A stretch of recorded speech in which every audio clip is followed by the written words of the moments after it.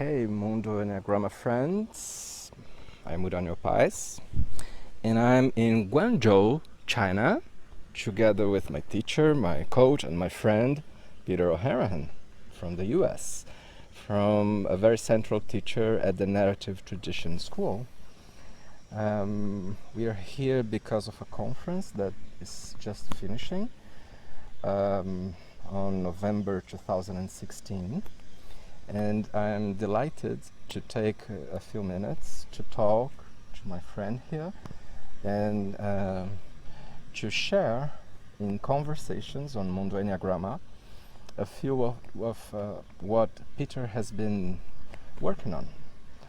The theme he presented here at this conference was the Embodied Enneagram.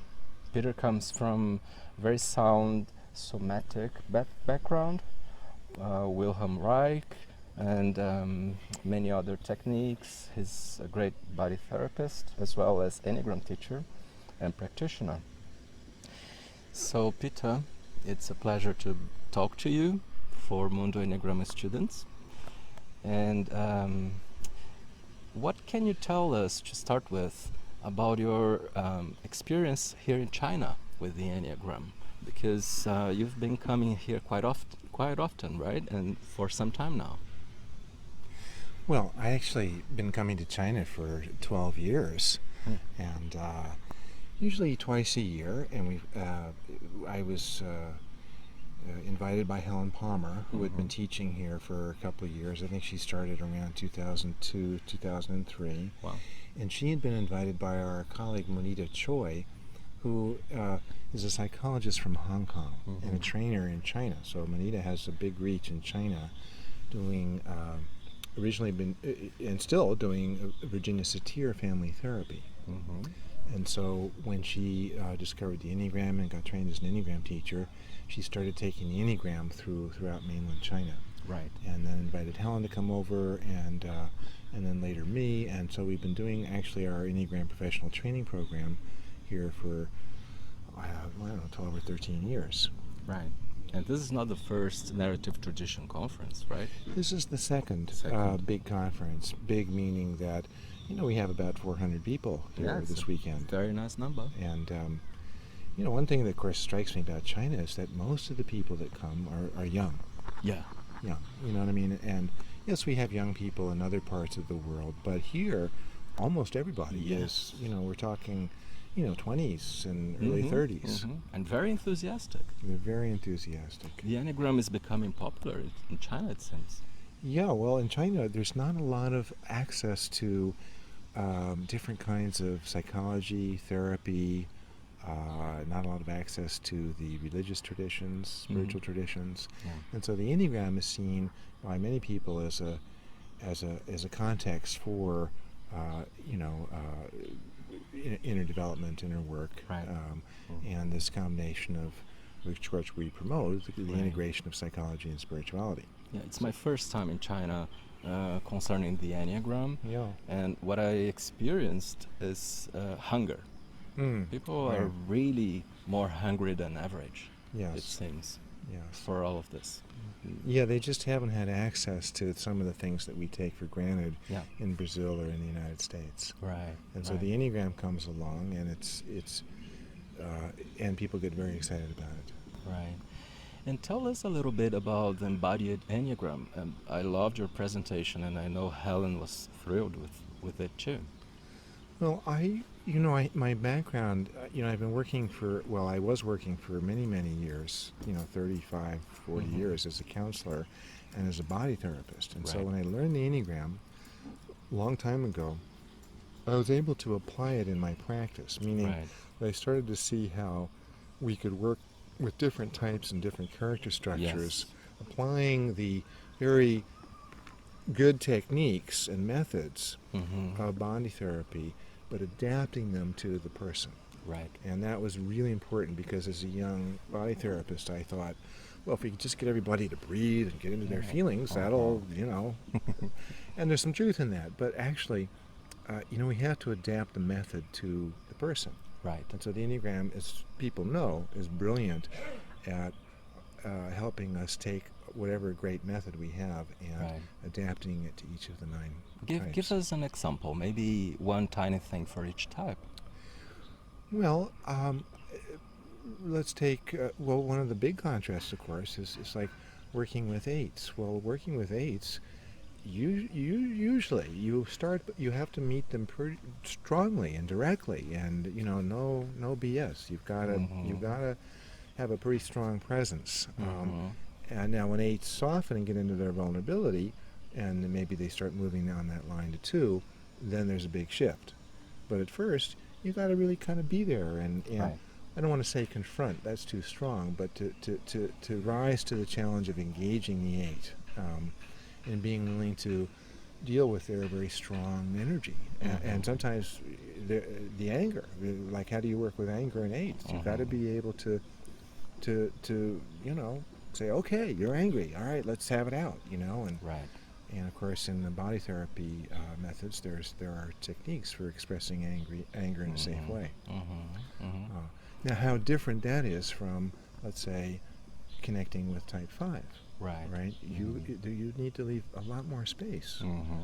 and come in very much more gently, Right. at least at first. Yeah. Um, And so, there's something to say about each of the types. I remember, like type 6, type 6s need to understand things intellectually. Very important. And so what I learned is I have to create a framework. Well, this is what we're doing. This is why we're doing it. We can't just say, okay, well, lie down and breathe and tell me what you're experiencing. That's not enough structure. You just need a lot more structure around this. Yes. Mhm. Yeah, it's. I enjoyed also when you said very specific things about breath patterns. Like for 8s, there is this tendency of not breathing down to the belly and stay in the chest area, right? Because the person gets stimulated. I think 8s can breathe in the chest and the belly, actually. The thing with the 8s is that, and this is true for, generally speaking, for 3s and 7s, which are the assertive types, kind of the moving against types, is that we're real good at the inhale, but letting go of the exhale, it's like not so easy to let go, to surrender to the exhale, So of course we exhale, but we're much better at taking that big inhale, And so, balancing that with the letting go on the exhale is it's just something that we've noticed around type 3, 7, and 8. I remember, not from today's presentation, but from years ago, you describing something that resonated very much with me as a 5 in many times in my life. You said that 5 somehow withdraw their energy from the periphery of the body into a very tiny tube inside. Yes. Something like that. Yeah. There's this concentration in the center, You actually, now this is a pattern. This is not true all the time for 5s, because 5s can be very good at body activities and sports and but there is a tendency to withdraw the energy from the periphery and concentrate in the core. Right. And so one of the things with 5s is that, and of course I've seen this with some 5s, where 5s go in to be massaged or sometimes even rolfed, that deep tissue. Yes. And it's like, okay, whatever. Yeah, I'm not here. I'm not here, right. So it's like, what's the point? You know what I mean? I'm not here. Like, And so there's a 5 teacher, Marion Rosen, who developed the School of Body Work. Yes. And she's a 5, right? So what she realized is that you have to go in slowly, and then you have to wait for the person to meet you at the contact point. There's an invitation to meet the contact. And unless you can feel that connection, what's the point of going further? Because if you just go right in, they withdraw. They're not there. And there's something about timing, right? Timing, yeah. Who's managing time in the relationship? Very 5ish. But and tell us where else is your interest right now, Enneagram-wise? What else have you been studying, working with, researching? What do you think is interesting right now for all of us studying the Enneagram? Oh, there's so many things, I don't know where to, I mean, I this coming year in my study groups, I have 2 study groups that meet once a month, which is kind of advanced nice. work, which is great. I really enjoy my study groups, and where I get to kind of bring in like developing material, Right. and try it out, and people are very generous helping me develop and refine the material. Right. And this coming year, I want to return to the subject of instincts and subtypes, and how we engage the world through our 3 instincts, and how we form relationships. Not relationships with people, but also relationships with activities and physical objects and, our possessions and our home and food and that. There's a relationship there that we make through our instinctual, with our instinctual energy. So how do we invest with our instincts in daily life, and also how do we invest in our really important projects and activities? And that gets us into the area of what's called object relations psychology. And so for me, it's been a big challenge to take the useful information from that system and make it available to the layperson, because it's very complicated. Right. Although it doesn't have to be. And so object relations psychology talk about how our instincts take shape in the context of our early relationships. Right. So this is like the neo-Freudians. Right. It's not just about instincts, but it's about instincts and relationships. Right. And so how those patterns are created in early childhood, and then of course how those patterns show up, later in our life. Let's say my relationship to food, or my relationship to feeding myself, for example. And what, how has that relationship been formed? What am I carrying around inside from my early life? Right. Relationship to sex, relationship to home, relationship to the social group, food, whatever. Yeah. Yeah. Interesting. And Peter, tell me a little bit about your many years of experience doing introductory and advanced panels with students in different cultural contexts. Peter is a teacher of the Enneagram Professional Training Program, the EPTP, in multiple countries, and of course in the US. So we all know the panels are a great method, but what else have you learned? What else could you share with us? Well, of course, as we know, I think we've experienced this, I know you have, that in each country there's a different cultural overlay. Yeah. And so, and the 9 types are all there, but the culture is different. And so social behavior, social expectations shows up somewhat differently on the panels. How much people are willing to share, how deeply that they can share, how well they know themselves, really can vary. So, for example, in China, there's a lot of enthusiasm, and the young Chinese, they want to be seen, they want to talk, they want to share their story. And so the panel method works very well. And of course, for young Chinese, they don't have any experience of interiority. Now, I'm, of course, making a sweeping generalization, but by and large, in China, it's all very externalized. My presentation, my image, my place, it's so much out here that people are, many people, not everybody, is interested in, well, who am I inside? They don't have a background in psychology or spirituality, or, there's some meditation, some yoga that's been coming in, but the big challenge in China is to get people inside. Right. Go inside. Follow your breath inside. Now, in some countries, people have much more background around these things. And so Right. we say, can you follow your breath, go inside? People can do that. They can drop in pretty quickly. More techniques are available, and Yeah, yeah. people go to them, from yoga to meditation and so on, right? Right. It's funny how history changes Yeah. according to law of seven, isn't it? Yeah. If we if we took what China used to be one day, Yeah. right? And I was thinking today of something. I don't know if you would agree or not. It's also a big generalization, but China seems to be a six-ish culture going to three, Yes. while the U.S. is a three-ish Three. country going to six.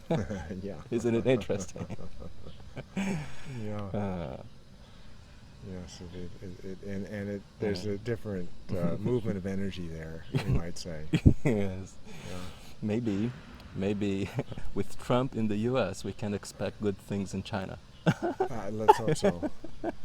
Let's hope Maybe so. in the United States there will be the pendulum will swing back, as time goes on. Right. Um, Okay, so I have one last question for you.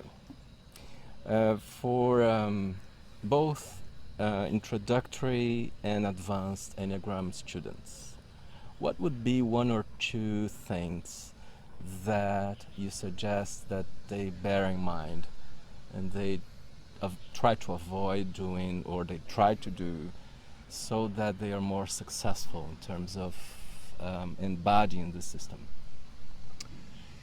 Well, as I spoke about here earlier today, I think that working with all three centers is really important. And, maybe we have to take attention for one or the other. It's hard to do it all three at the same time, although it's possible. But to be able to bring our attention to each of the three centers and to understand how our type is formed in each of the three centers, and our defenses are also present in each of the three centers, and of course there's huge opportunity in each of our centers. And so, I think that the heart center is really the point of transformation, because that's the fuel for the type structure. Right. Not only because it's important to work on having a more open heart, which I really believe in, Yes. but also because if we don't work with our emotional habit, it's very hard to change our type structure. Right. So understanding the emotional habits, understanding what it feels like, getting familiar with what the feeling is, not just when the feelings are strong and obvious, but when the emotional habit sits in the heart center in a more chronic or background way that closes our heart down, but it's so familiar we're not often aware of it. Right. So learning how the emotional habit is closing our heart center, but also fueling our thinking process, keeps our habit of mind going, and it's also affecting the activity of our subtype. Right.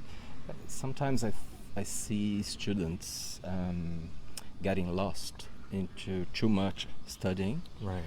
And just forgetting that the emotional habits and the mental habits, or passions and fixations, are really central. Yes. Right. I think this is something to bear in mind too. Right. It connects to what you're talking about. Yeah. Maybe. You talked about this 2 days ago here at the conference. It's very important to focus in on what is the priority, for growth. What is priority for growth? Now that may change depending on where people are, but that we can always return to the diagram of the three centers and understand, yes, there's a habit of mind, there's a habit of emotion, fixation and a passion, and then there are the instincts and the primary instinct, which gives us a subtype. And so right there's plenty to work on. Right. Yes. So let's not forget that as we explore some of the complexities, some of the interesting and wonderful complexities of the Enneagram, but we have to keep returning to what Mr. Gurdjieff called our chief feature. Exactly. What's the chief feature? What's the main theme, and how does that show up in our three centers? And by the way, Peter comes from a Gurdjieffian background. which I appreciate very much. Yeah. I think it adds a lot to understanding the system Yeah. Well, and knowing what to do with what we find out. yeah. I got it secondhand. I wasn't in the middle of the Gurdjieff work, as the Gurdjieff You're people much would younger understand. than I was you younger would and be. I got it secondhand, but nonetheless, it had a very powerful impact on me, and I understand some of the main things that Mr. Gurdjieff was talking about. So chief feature is from Mr. Gurdjieff. Yes. I'll do some self-improvement, and I'll work on this and I'll work on that. Yeah. Just don't make me work on my chief feature. I just don't want to go there. Yes. Other than that, I'll do plenty of self-improvement work. Ego finds its way. Yeah. And we cannot allow it to happen. Okay, Peter, so I thank you a lot. It's a pleasure to see you again. And I hope we can do more and more conversations over time. Right. Well, hello to everybody who is watching and listening to this, and thanks to my good friend, here Uranio, who is providing a lot of leadership, I think, with the Enneagram, and very happy that you're doing your Mundo Enneagramma. Did I say that right? Yes, you did. Mundo Enneagramma. Okay. Thank you. See you soon. Bye.